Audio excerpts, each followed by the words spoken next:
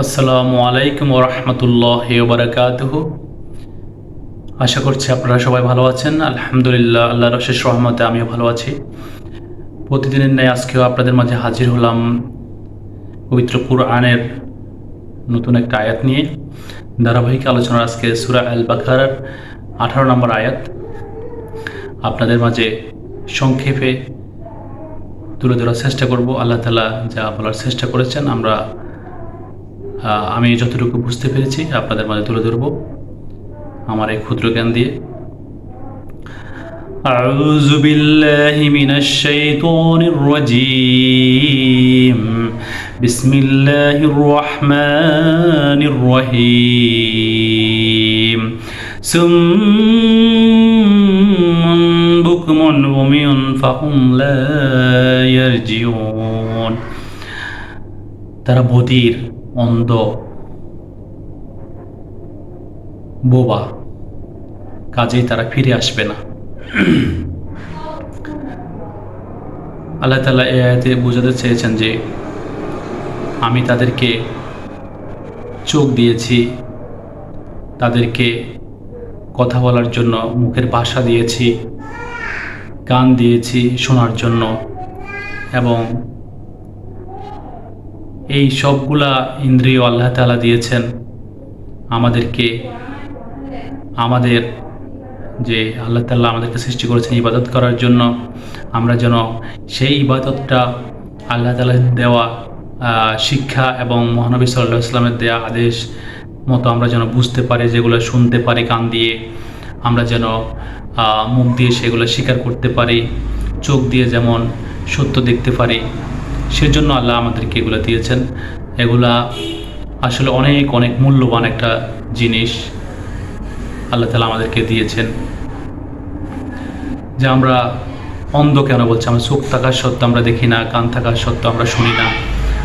হ্যাঁ, মুখে সত্য বলার যে শক্তি আমাদের সেটা থাকে না। ওই জন্য আমাদেরকে আল্লাহ তাআলা অন্ধ, বধির এবং বোবা বলেছেন। অন্যত্র আল্লাহ তাআলা বলেছেন যে এই যে চোখ, কান এবং হৃদয় তাদেরকে দিয়েছি, কিন্তু তারা এগুলো থেকে উপকৃত হতে পারল না। যে সবারই চোখ আছে, কেউ কিন্তু অন্ধ না। আল্লাহ তাআলা তবুও কেন অন্ধ বলেছেন? সবার কান আছে, তবুও কেন সবাই শুনতে পায় না? আসলে সবাই শুনতে পায়, দেখতে পায়, কিন্তু আসলে আল্লাহ তাআলা যেটা বোঝাতে চেয়েছেন, সত্য দেখতে হবে, সত্য শুনতে হবে, সত্য বলতে হবে, আল্লাহ তাআলার দেখানো পথে চলতে হবে। আমরা আসলে যখন আল্লাহ তাআলার দেয়া এই জ্ঞান থেকে, আল্লাহ তাআলার দেয়া বিধান থেকে আমরা যখন দূরে সরে যাই, আল্লাহ তাআলা যেগুলো সত্য বলেছেন সেই সত্য থেকে আমরা যখন দূরে সরে যাই, তখনই আল্লাহ তাআলা বলেছেন যে আমরা এগুলো থেকে উপকৃত হতে পারি না আসলে। ওই জন্য আল্লাহ তাআলা আমাদেরকে অন্ধ বলেছেন। যে অন্য আয়াতে বলেছেন যে আমি তাদেরকে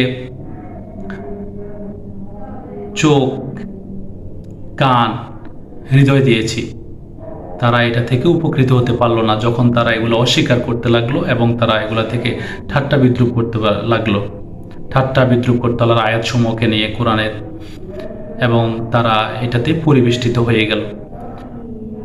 তা আসলে দেখেন, অনেক অনেক আমরা দেখতে পাই আমাদের সমাজে অনেক হাফেজ আছে যারা অন্ধ হাফেজ।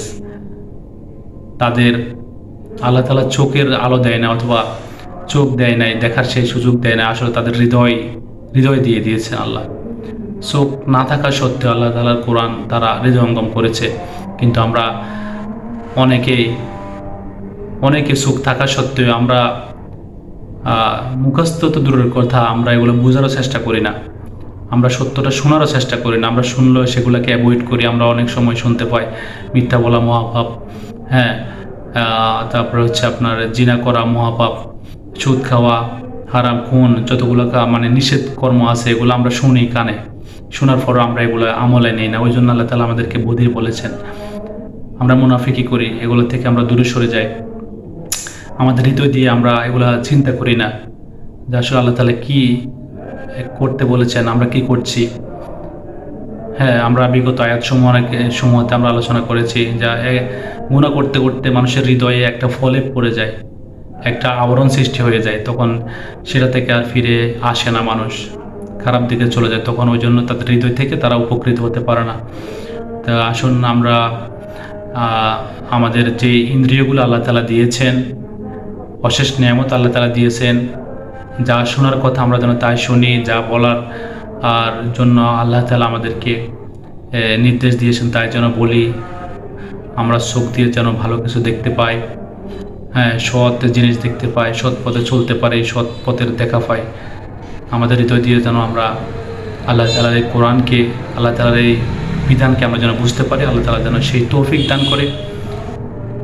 সেই হিদায়াত কামনা করছি আল্লাহ তাআলার কাছে, আপনাদের সবার জন্য, আমার জন্য। আল্লাহ যেন আমাদেরকে সঠিক বুঝ দান করেন। আমিন। আসসালামু আলাইকুম ওয়া রাহমাতুল্লাহি ওয়া বারাকাতুহু।